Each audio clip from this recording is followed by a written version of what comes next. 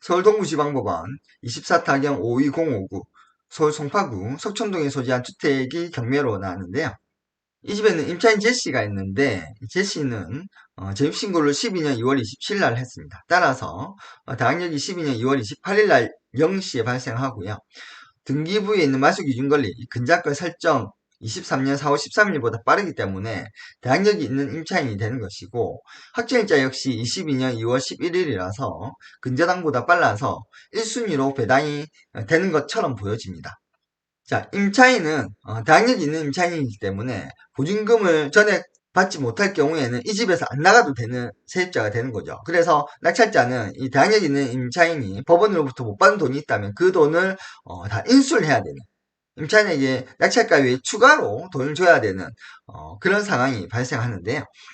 자, 이 경매 사건을 신청을 했던 채권자 조 씨는 강제 경매를 신청을 했는데, 즉 판결을 받아서 경매 신청을 했는데요. 채권자가 신청한 소송 사건 있지 않습니까? 23가단 12137호인데 이 사건을 조회를 해보니 임금 채권으로 나와집니다.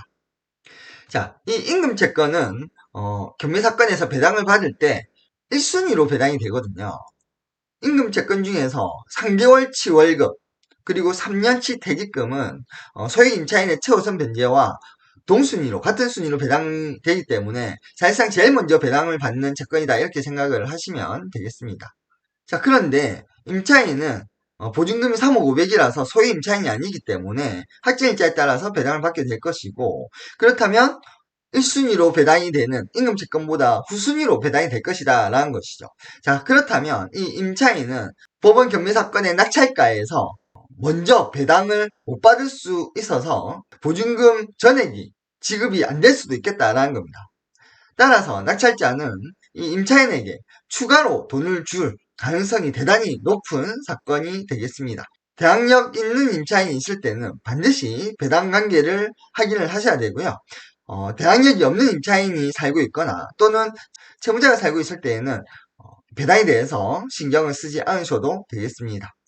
왜냐하면 임금채권이나 세금 같은 경우에 법원으로부터 배당을 다 받지 못한다고 하더라도 낙찰자가 부담을 해야 되는 것은 아니거든요.